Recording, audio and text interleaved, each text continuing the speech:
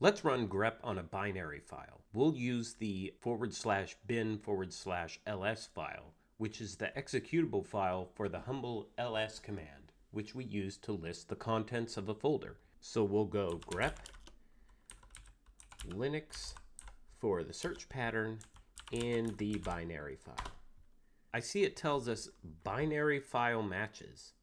What does that actually mean, though? Well, let's talk about what that means and why we receive that message. And then we'll discuss a few options for running grep against binary files, making them talk to us even if they don't want to by default.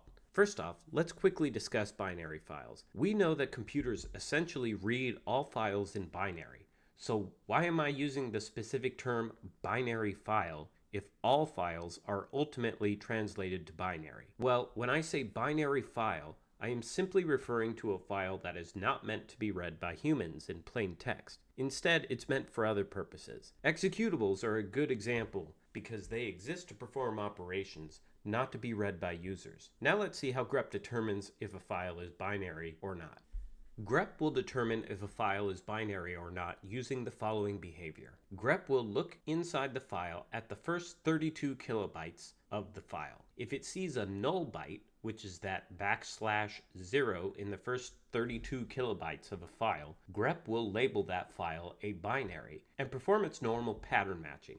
But it will not by default display the patterns found. If grep does not see a null byte in the first 32 kilobytes of a file, it will continue with its normal operations. So why do the null bytes matter? Well, you don't typically find null bytes in files meant for human consumption. So the presence of a null byte is a safe bet that the file is meant for another purpose other than human beings reading it. So if it's a binary file, grep will still search it, but it will not display the results. That's why we see the message binary file matches. It's telling us that it did indeed find matches inside the binary file. If it did not find matches, it would display nothing, like we see here.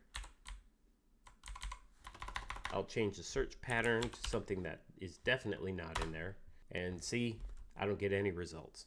Okay, fair enough, you say. But what is with grep's hesitation to display the matches it finds inside of binary files? Well, grep knows that binary files will likely display a bunch of garbled characters with that match, and that would look something like this. Let me clear the screen. We'll look at the first 5 lines of the ls binary. See all this? There's some text here, but then there's all this nonsense. And it's just nonsensical for us to look at. So to save you from looking through all that, grep defaults to simply telling you if a binary file contains a match or not. Now, what if we want to override this default behavior? Well, that's where the -a option comes in. Let me clear the screen here.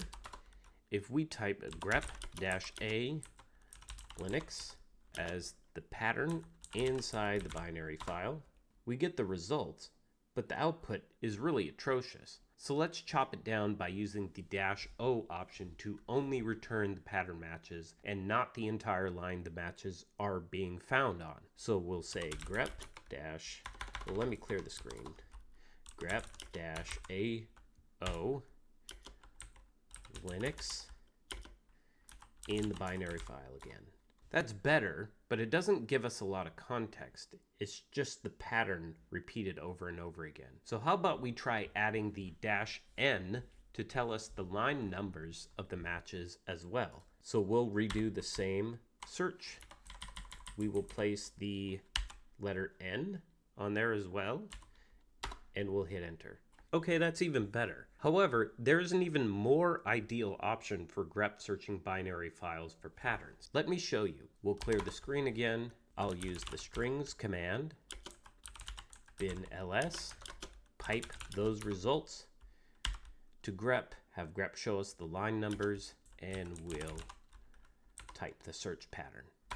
This command shows you the match along with any human readable text around it. And that is the purpose of the strings command. It tells the computer, hey, show me any human readable words hiding inside a binary file. So here's our pattern match on line 1 after being ran through the strings command. If we type the head command again to display the first line of the ls binary file, we can see this match on line 1 here and here. Remember, grep will not display pattern matches it finds inside binary files by default. And to override this behavior, simply use the -a option. But the option I like the best is to use the strings command first, and then pipe those results to grep for pattern matching. However, each situation is unique, so you may need to adjust your approach depending on your needs. Now, with this information, you're rapidly becoming an elite level grep user. If you know of someone else that would enjoy learning this grep trick for binary files, please share this video with them. And thanks for hanging out with me.